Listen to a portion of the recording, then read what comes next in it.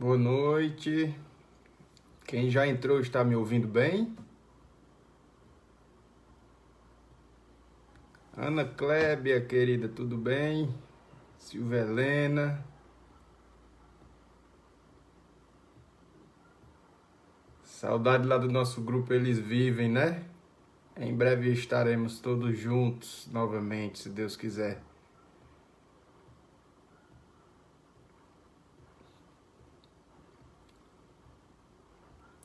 Flavinho, boa noite. Só me confirme se vocês estão me ouvindo bem, por favor. Vocês me ouvem? Zuleide. Simone, ok. Pois então, mais uma vez, desejando uma boa noite a todos.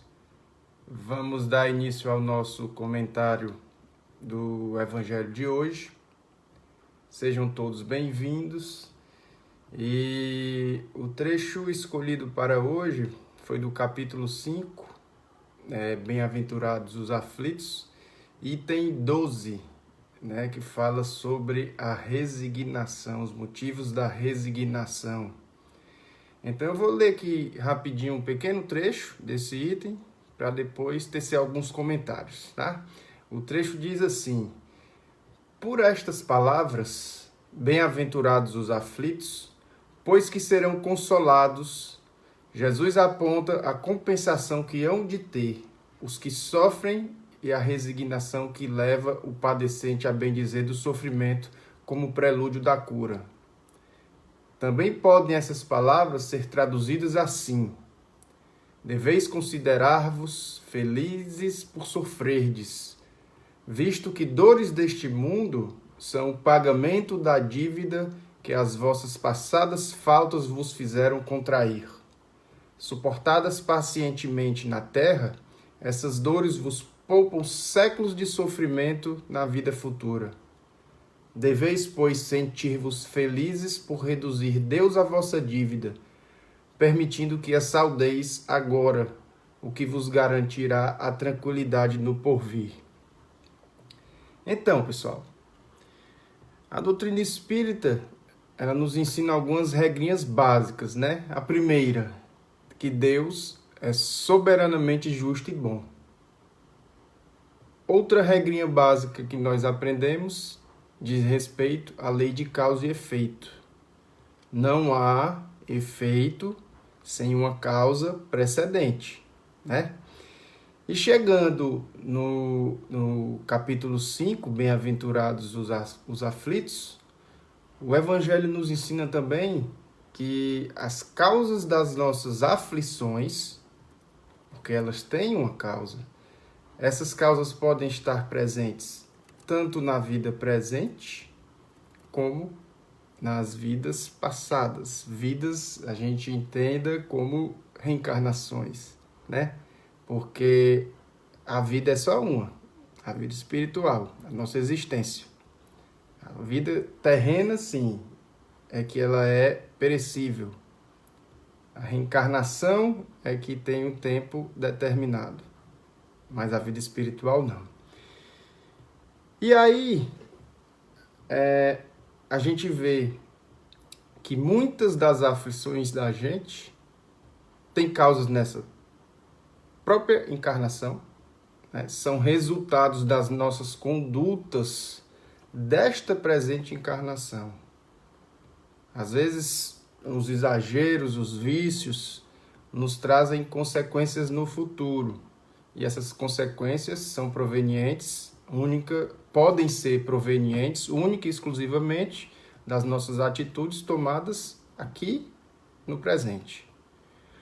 Outras aflições encontram suas causas em vidas passadas, em reencarnações passadas.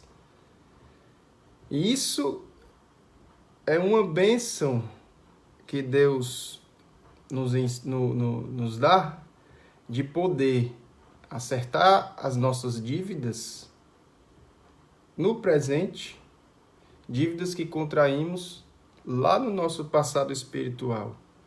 Vocês já pararam para pensar se nós não pudéssemos resgatar as nossas faltas e fôssemos condenados eternamente por nossas próprias consciências? O quanto que isso não faz sentido com um Deus soberanamente justo e bom? Podem ter certeza que nós precisamos, nesse nível espiritual que nos encontramos, nós somos crianças espirituais, talvez bebês espirituais, nós temos muito o que aprender. E nesse nosso nível espiritual, nós ainda necessitamos reencarnar. Porque lá na erraticidade a gente não consegue aprender tudo que um espírito precisa aprender para evoluir até se tornar puro.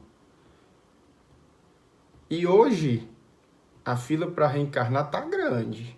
Antigamente, nossos avós, bisavós, tinham vários filhos, né? Tinham 20 filhos, 30 filhos, 50 netos.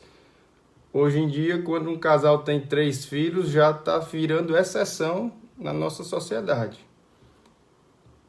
E aí, nessas reencarnações, nós temos que passar por algumas provas e por expiações referente ao passado espiritual, que é no desafio dessas provas e expiações que nós vamos subindo degrau a degrau na escada da evolução espiritual. Voltaram a me ouvir? Voltou? Ok? Alguém dá um ok, por favor? Que a internet caiu aqui. Então, continuando. Durante as provas e as expiações, né, que geralmente nós já somos informados no nosso planejamento reencarnatório. Antes de reencarnar, nós já discutimos, já aceitamos essas provas, já entendemos o porquê dessas expiações. E aí, quando a gente chega aqui na Terra, quando a gente reencarna e vê que os desafios materiais são muito grandes, muitas vezes a gente começa a se maldizer, a reclamar, a achar que não vai conseguir. E isso, podem ter certeza, que dificulta muito o desafio. O Evangelho ele nos ensina que a resignação é uma prova da nossa fé diante da providência divina. Ora, Deus não é soberanamente justo e bom? Por que nós ficamos por aí nos lamuriando de tantas das dificuldades que nós passamos aqui na Terra? A gente não diz ter fé? Será que fé é só acreditar em Deus? Quem acredita, desacredita, né? Fé não é só acreditar, é agir de acordo com aquilo que se acredita. Então, se resignar é provar que nós confiamos em Deus. Se resignar é aceitar que as dificuldades pelas quais a vida nos impõe, as dificuldades às quais a vida nos impõe, fazem parte do plano de Deus para o nosso próprio crescimento. Se resignar diante de uma doença, diante de uma situação financeira ou de qualquer outro desafio, se resignar é uma forma de gratidão a Deus. E por que a resignação é tão importante? Porque no momento que nós entendemos que Deus tem um plano para o nosso processo evolutivo, que nada acontece por acaso, que a lei de causa e efeito faz parte da bondade, da justiça e da misericórdia divina, no momento que nós nos resignamos, nós atraímos para o nosso campo mental, para o nosso campo vibratório, aqueles espíritos que querem o nosso sucesso, os nossos espíritos protetores, que estão sempre nos intuindo com boas ideias, com calma, com paciência, para que possamos encarar as dificuldades de cabeça erguida, com calma e sem desespero. Ao passo que, no momento em que, diante das dificuldades, nós começamos a vibrar energias de cólera, de revolta com Deus, acusando Deus de ser injusto, nós vamos atrair para o nosso campo vibratório quem? Espíritos que estão nesta mesma vibração. E isso não vai nos ajudar em nada para que nós possamos tomar as atitudes para vencermos os desafios, para aceitarmos a prova. Porque quem tem que passar pelas provas e pelas expiações somos nós. Resignação não quer dizer estagnação.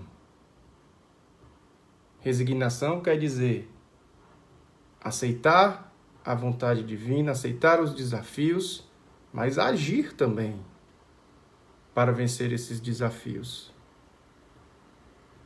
E aí o Evangelho, mais na frente, nesse mesmo trecho, desse mesmo item, o item 12, ele diz assim: o homem que sofre assemelha-se a um devedor a um devedor de avultada soma, a quem o credor diz: se me pagares hoje mesmo a 100ª parte do teu débito, quitar-te-ei do restante e ficarás livre. Se não o fizeres, atormentar-te-ei até que pagues a última parcela. Ou seja, se nós aceitarmos a prova, se encararmos de frente, se encararmos as aflições de frente, isso pode nos elevar bastante nessa própria vida, nessa presente vida. Ao passo em que, se fugimos da prova, se acusamos injustiça divina, nós nada aproveitaremos dessa prova. Seria como um credor que tem um crédito para conosco. Quem é esse credor? A nossa própria consciência. Esse credor é a nossa própria consciência, porque Deus não é aquele Deus punitivo, mas a nossa tomada de consciência dos nossos erros acaba que nós passamos a punir a nós mesmos. E aí, se nós nos resignarmos diante da vontade divina,